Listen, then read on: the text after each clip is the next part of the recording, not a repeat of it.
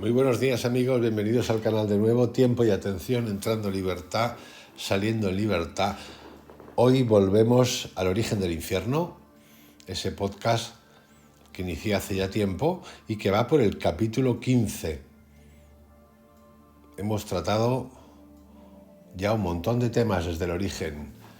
Creo que ya vamos teniendo claros que el infierno está en la mente, que el infierno no lo metieron porque le salían los números y le siguen saliendo los números. Hemos tocado el Seol, los etruscos, el védico Homero, el Hel y el chamanismo, África y América precolombina, Egipto, Irán, de nuevo la India, Grecia y Roma, el judío cristiano del siglo I, el infierno popular del siglo I al III, la pesadilla, los padres de la Iglesia, realista y eterno, explosión del infierno, Beda el Venerable y Carlomagno, el boom del infierno popular, y hoy toca otro más. Todavía estamos por el siglo X, por ahí. Hoy toca el infierno musulmán, porque hay muchos infiernos de todo tipo.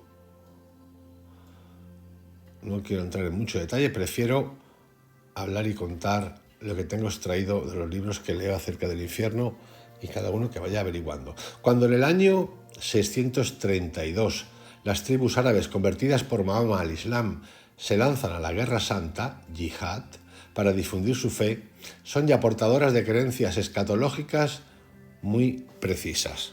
Escatológica significa creencias y doctrinas, alguien lo ha dicho, esto es lo que hay, referentes a la vida de ultratumba, es decir, del más allá.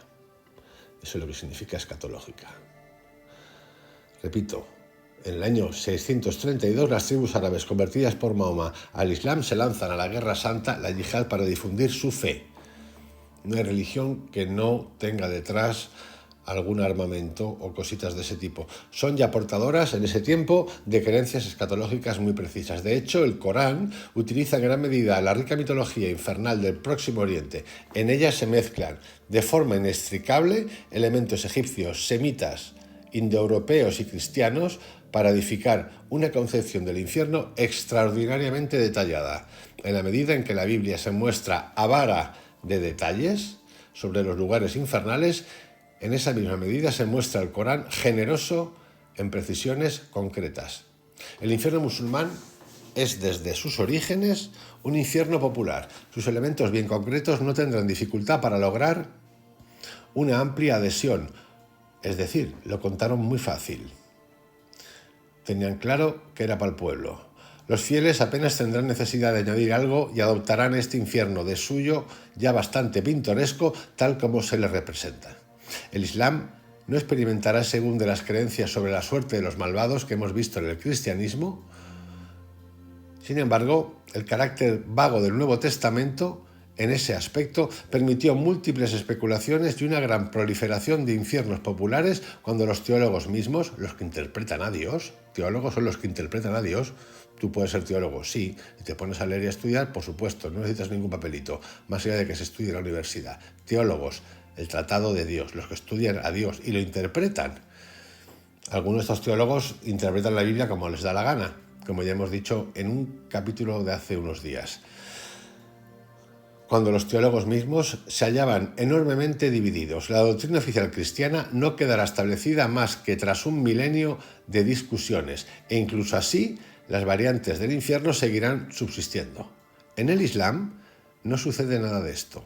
Todos los rasgos están trazados desde el principio en el libro sagrado, lo que viene a ser un poderoso factor de unanimidad.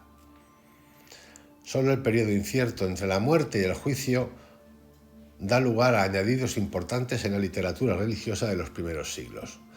Pero las percepciones del Corán se convertirán en fuente de dificultades para los teólogos cuando la interpretación literal del texto no sea posible. Interpretación todo el tiempo. Pero ¿qué es lo que pone? ¿Qué es lo que no pone? Tenemos las traducciones y tenemos las interpretaciones. Se hará necesaria una interpretación alegórica con todas las incertidumbres que esto lleva. Llegará el tiempo de la explosión entre el respeto a la letra hasta el más alto grado de espiritualización y de misticismo. dispersión tanto más acentuada cuanto que el Islam carece de magisterio dogmático. En la Edad Media las corrientes se multiplican: chiismo, duodecimano, ismaelismo, sufismo, etc. Se origina una exégesis, interpretación espiritual procedente sobre todo del siísmo.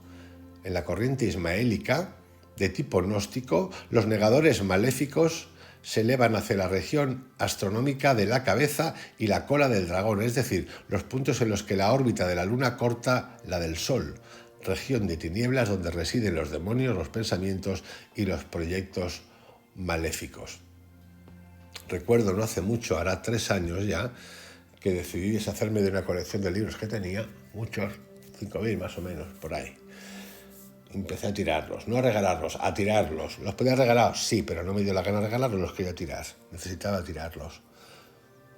Al final en la mente se queda lo que tiene que quedarse. En ese tránsito apareció un señor que era musulmán, iba recogiendo cosas y le dije, ¿quieres? Y me dijo, sí.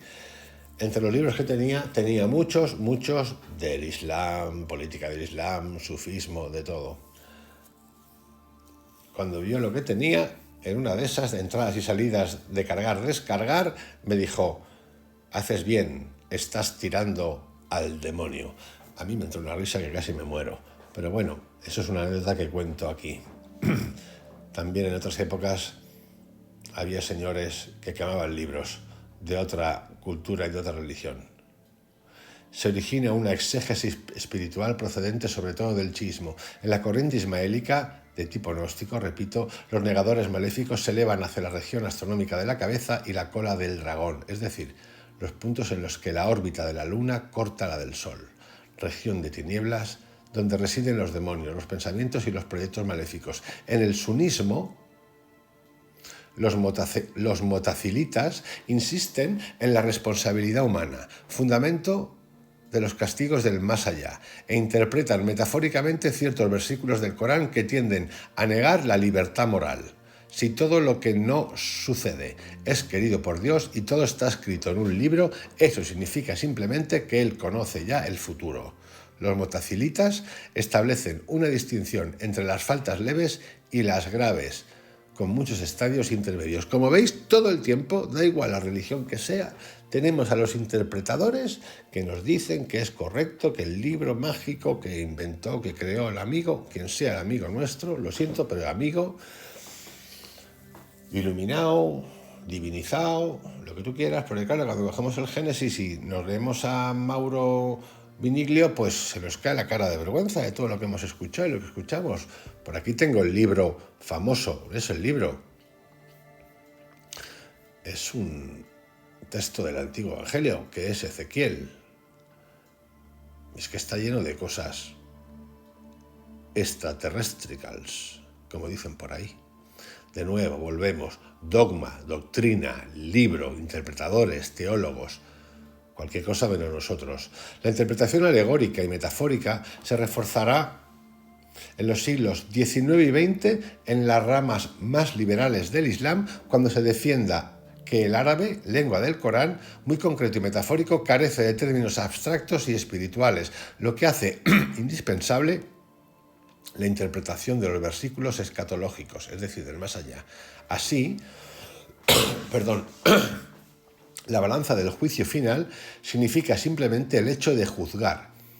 Escribe a comienzos del siglo XX Mohamed Abdul. Una interpretación racionalista o moderadamente tradicionalista trata de atenuar los aspectos más antropomórficos y sensibles tanto del infierno como del paraíso y el sadismo de los castigos, explicando que todo ello no es más que la imagen de realidades que no se pueden expresar.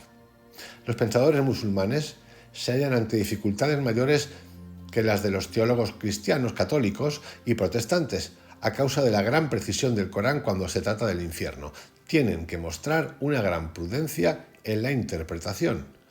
El prestigio del libro, con L mayúscula, y la fuerza de sus expresiones son tan grandes en el espíritu de los fieles que, de ordinario, la audacia de los comentaristas tiene que contentarse con suavizar los rasgos sin negar su realidad o simplemente guardar acerca de ellos un silencio embarazoso. El Islam ha quedado tan mudo acerca de su infierno como la Iglesia Católica.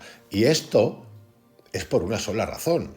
Aquí lo he contado como velado, porque si tú te pasas interpretando el Islam, el Corán, te cortan el cuello, te matan, así de claro. Por eso andan siempre con remilgos, a ver. Sí, eso es lo que quiere decir el texto que acabo de comentar. O sea, un infierno. O sea, que tú, ciudadano, que te toca musulmán, porque te toca musulmán, en la época que fuera, imagínate que sabes leer, te lees el Corán sin pedir permiso a nadie, sin asociación con nadie, porque puede ser, y si te ocurre hablar y de repente te condenan porque eres un hereje. Es que esto sigue pasando, por cierto, más allá de todas las guerras y cositas de ese tipo. Pero es que sigue pasando. Repito, es que sigue pasando. Los árabes preislámicos permanecían fieles a la vieja concepción del infierno para todos, es decir, de la continuación de esta vida en el más allá, sin noción de retribución o de castigo. Se ataban los camellos a la tumba de los difuntos porque tenían que servirlos en la otra vida. Incluso hay ciertos versículos del Corán que dan la impresión de conservar la idea de una resurrección general de los animales. No hay animales que se muevan sobre la tierra, ni aves que vuelen con sus alas y que no formen especies semejantes a la vuestra. Nada hemos omitido en el libro. Después se reunirán con sus dueños. Algunos comentaristas medievales, como Tabari, en el siglo XII, admiten que los animales asistirán al juicio y quedarán sometidos a la ley de Talión. Las enseñanzas de Mahoma recogen numerosos elementos de Oriente Medio y judíos relativos al juicio y al infierno. Esta enseñanza se completa rápidamente mediante relatos de hadith, dichos del profeta, sermones, gas y un conjunto de comentarios tradicionalistas del Corán, tafsir. El Islam, lo mismo que el cristianismo, contó rápidamente con escritos apócrifos que hincharon el mensaje inicial de elementos heteróclitos inmediatamente, confundidos en la tradición. Citemos los principales rasgos relativos al destino de los malvados. Vamos a empezar a viajar al infierno. Durante toda la vida terrestre, las acciones de cada uno quedan anotadas por los ángeles escribanos, para poderlas mostrar el día del juicio. Según la interpretación de Mario Binoglio de la Biblia, esto de ángeles, pues no eran ángeles como tales, por lo que pone ahí en el texto. Otra cosa es lo que los teólogos interpreten. Quien haya hecho el peso de un átomo de bien, lo verá. Y quien haya hecho el peso de un átomo de mal, lo verá. De nuevo, todo esto acaban interpretándolo los teólogos, las teocracias. Y claro, así podemos entender que haya gente que diga, si tú te autoaniquilas mediante eso que explota, y te cargas a unos cuantos, te espera en el cielo unas cuantas vírgenes. Es que hay que estar un poco zumbado. Os lo digo de verdad, pero es que todas las religiones están zumbadas, no tengo duda.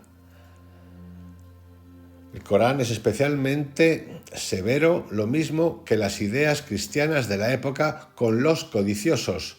La Sura 104 amenaza a aquel que amase hacienda y la cuente una y otra vez, creyendo que su hacienda le hará inmortal. Llega la hora de la muerte.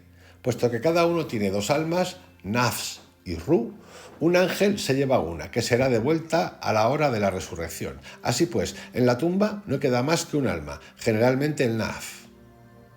El periodo de espera entre la muerte y el juicio final, lo mismo que entre los cristianos, ha dado lugar a no pocas especulaciones. La tradición, apoyada en ciertos versículos coránicos oscuros, afirma muy pronto que las almas de los malvados se verán muy maltratadas. Por ejemplo, el versículo 22 de la Sura 32 declara: hemos de darles a gustar del castigo de aquí abajo antes del castigo mayor.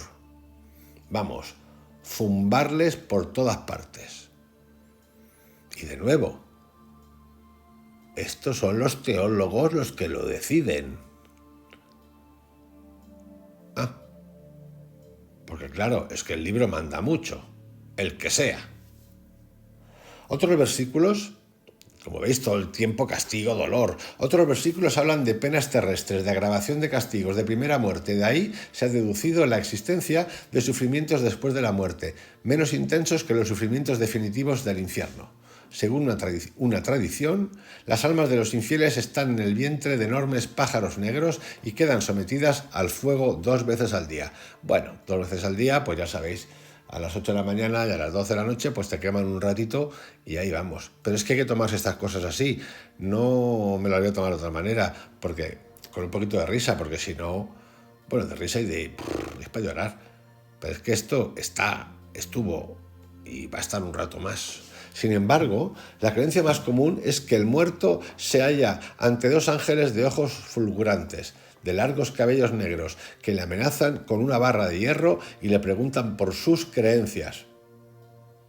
No queréis que lo repita, ¿no? Sin embargo, la creencia más común es que el muerto se halla ante 2 ángeles de ojos fulgurantes que te miran así, de largos cabellos negros que le amenazan con una barra de hierro y le preguntan por sus creencias. ¿Eres musulmán, islámico o qué coño eres?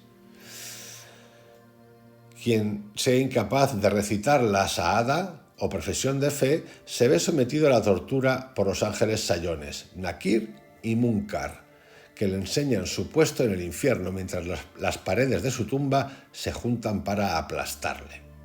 El malvado entonces, oprimido, angustiado y torturado, aguarda sin esperanza el día del juicio. Así se comprende esta oración de un hadiz: protégeme contra el castigo del horno, contra la sugerencia del mal, contra la prueba de las tumbas. En cambio, los justos son todos conducidos hasta la entrada del cielo y los pecadores ordinarios se vuelven a dormir. Vamos ahora a otro pasito más. Juicio final.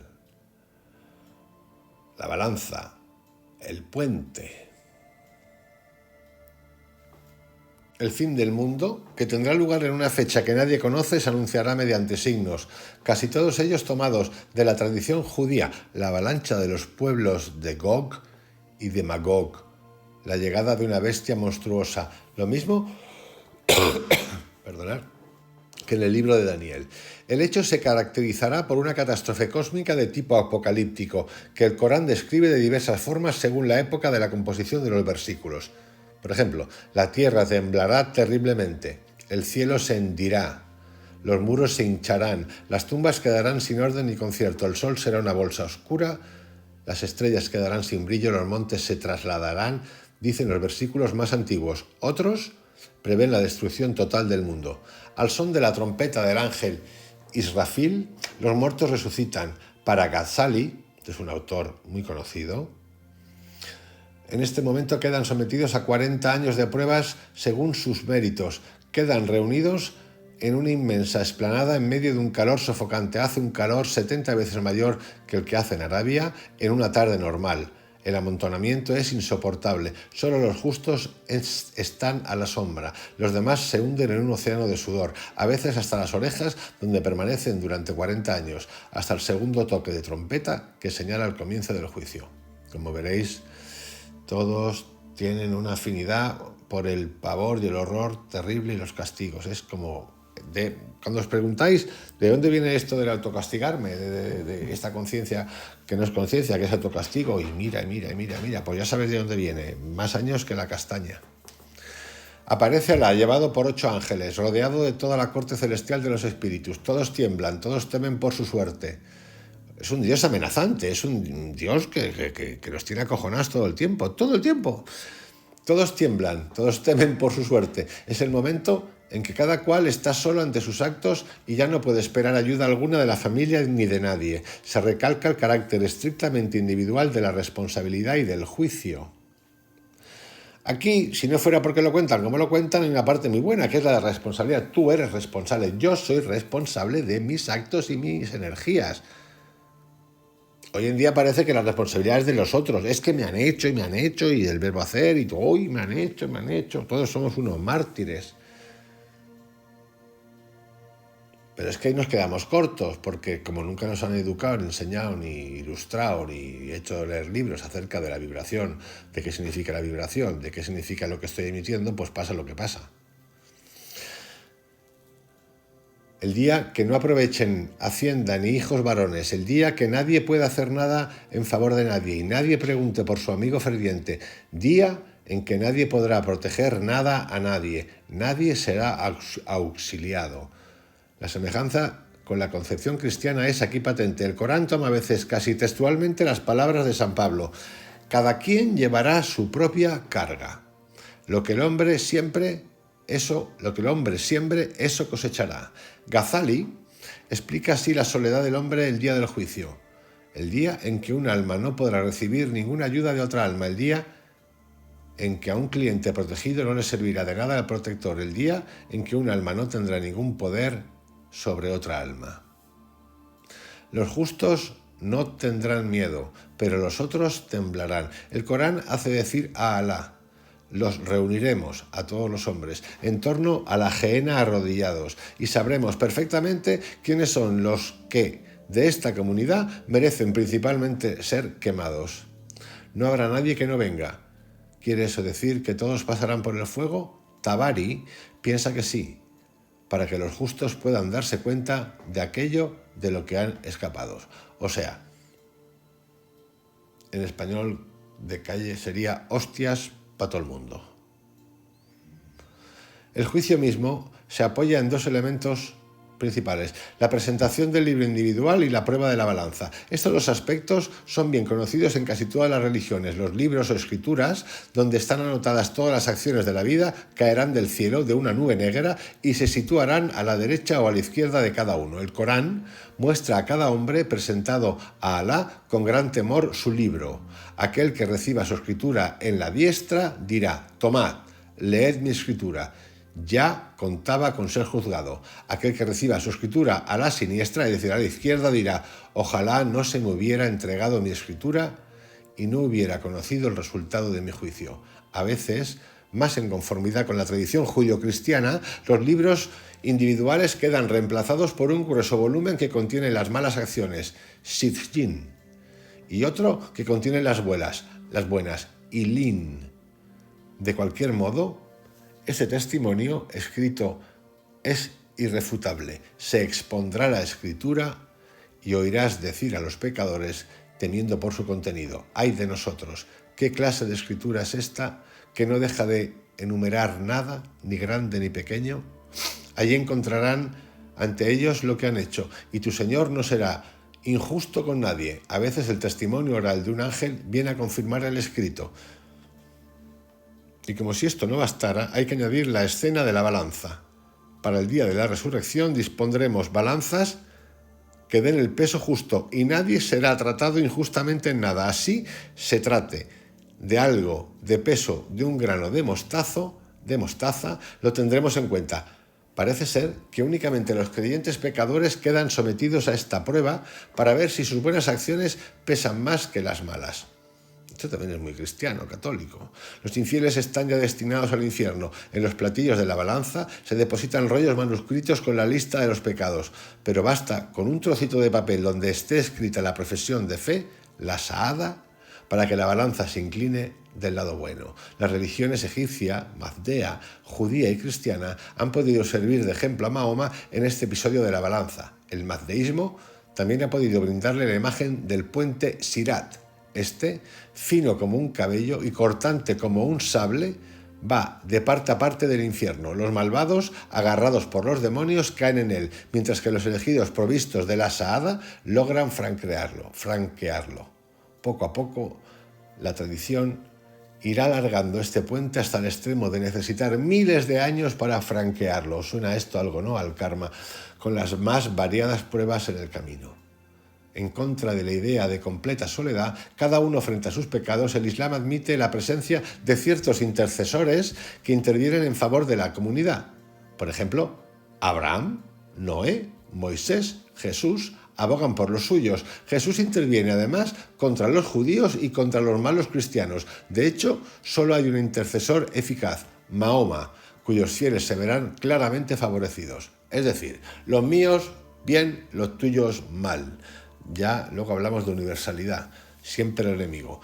Alá no le niega nada a Mahoma.